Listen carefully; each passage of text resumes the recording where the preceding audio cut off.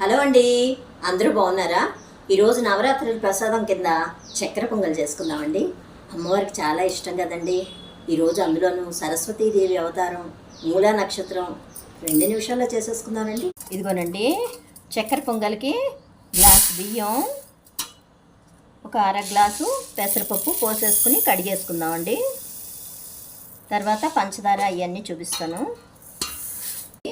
బియ్యం పెసరపప్పు కడిగేసుకుని నీళ్లు పోసేసుకున్నానండి. పొయ్యి వెలిగించి దీన్ని పొయ్యి మీద పెట్టేసుకుందామండి. పంచదార 1.5 గ్లాస్ అయింది కదండి. 1 గ్లాస్ బియ్యం, అర గ్లాస్ పెసరపప్పు పోసాం. 2 గ్లాసులు పంచదార పోసుకొని ఇంకొంచెం పోసుకుందామండి. పంచదార ఎక్కువ పడుతుందండి. అదిగో 2 పోసాను, కొద్దిగా చాలు. ఇదిగోనండి, కొంచెం కొబ్బరి ముక్క, పచ్చి కొబ్బరి ముక్కలే నేతిలో వేయించుకుందాం. జీడిపప్పు, కిస్మిస్, యాలక్కాయల పొడి.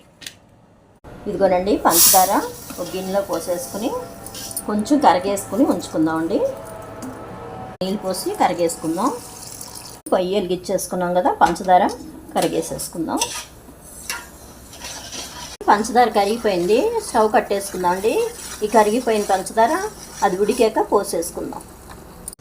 ఇదిగోనండి, ఒక వంతు ఉడికింది, ఇంకొక 2 వంతులు ఉడికాక అప్పుడు పంచదార పాకం పోసేసుకుందాం.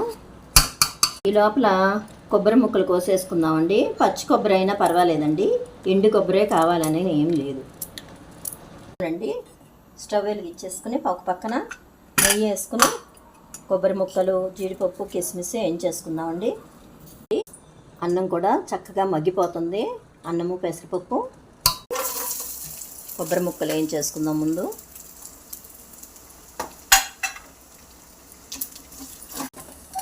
ఇదిగోనండి, కొబ్బరి ముక్కలు వేయించేసుకున్నాను నేతిలో. ఇది తీసేసుకున్నాక జీడిపప్పు, కిస్మిస్ వేసుకున్నాను. జీడిపప్పు, కిస్మిస్ కూడా వేయించేసుకున్నాను, తీసేసుకుందాం. అన్నం ఉడకబట్టేసింది కాబట్టి ఇప్పుడు ఆ పంచదార దీంట్లో పోసేసుకుందాం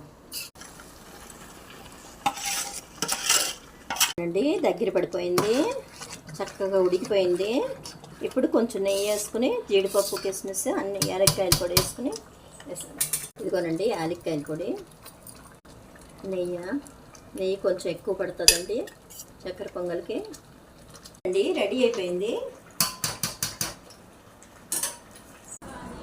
ఇదిగోనండి, చక్కగా జీడిపప్పు, కిస్మిస్, పచ్చి కొబ్బరి వేసేసుకుందాం.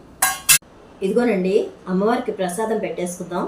అన్నట్టు నా ఛానల్ సబ్స్క్రైబ్ చేయండి, షేర్ చేయండి.